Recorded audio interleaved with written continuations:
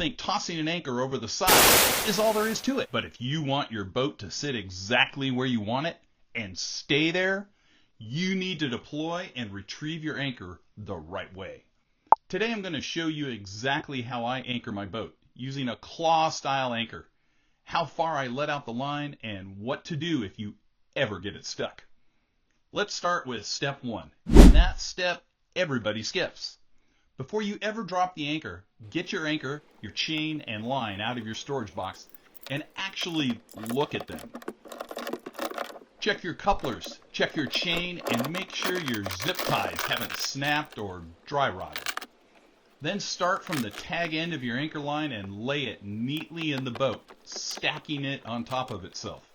Trust me, when the wind's blowing and you've already dropped the anchor, the last thing you want to discover is a knot in your line. That's the boating equivalent of an extra workout you didn't sign up for, and your back will remind you later. Once your gear is ready, now you can get into position. Point the boat into the wind or into the current, whichever is stronger. That direction controls the swing of the boat, so you always want the boat facing into whatever is pushing against it. Once you're pointed right, ease the boat forwards and get the bow directly over the spot where you want the anchor to land. Now you're ready to deploy the anchor.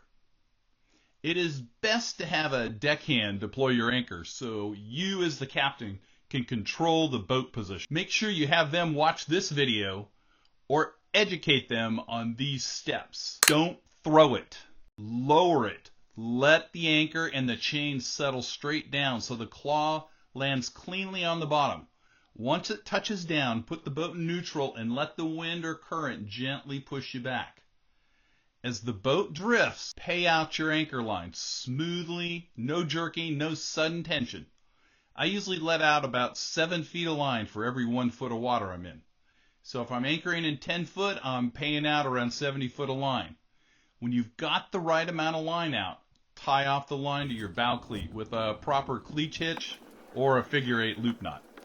Now give it a moment. The claw anchor will rotate, dig, and grab. You should feel the boat settle into position. If the boat keeps drifting, you may need a bit more scope, so let out another 10 or 15 feet and let the anchor reset. Once you're anchored and locked in, always take a quick look at your surroundings. Pick a tree, a tower, or a building to sight against. If that reference point starts sliding, you're dragging.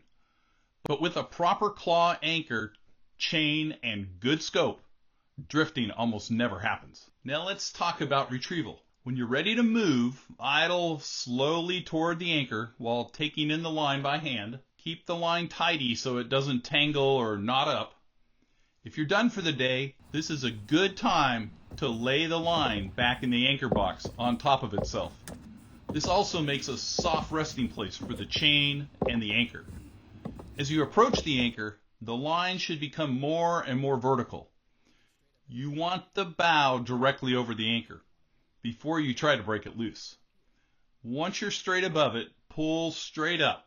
Most of the time the anchor will release with one solid upward pull.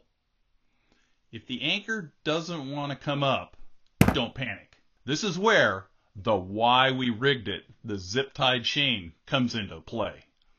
Secure the anchor line tied to the back of the boat on a corner cleat or secure post or on your boat's tie-down anchor. Gently idle forward into the wind or the current. That change in the angle puts steady pressure on those zip ties as the boat moves. The tension will eventually pop those ties and the chain will shift to the primary pull point closest to the claw. When that happens, the anchor usually frees itself immediately. If a single zip tie pops too easily during normal use, you can use 2 or even 3 the next trip.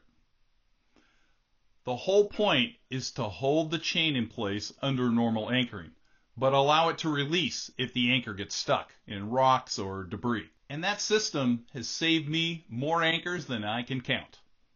Keep a handful of zip ties on your boat. They weigh nothing and they're worth their weight in gold. Once the anchor breaks free, lift it cleanly out of the water, rinse off any mud or weeds, and stow it so the claw won't damage anything on deck. And that's really all there is to it. Clean deployment, proper scope, controlled retrieval, and a built-in escape system if you ever hook something on the bottom. Check out this video on how we save a boat that wasn't anchored properly and sank.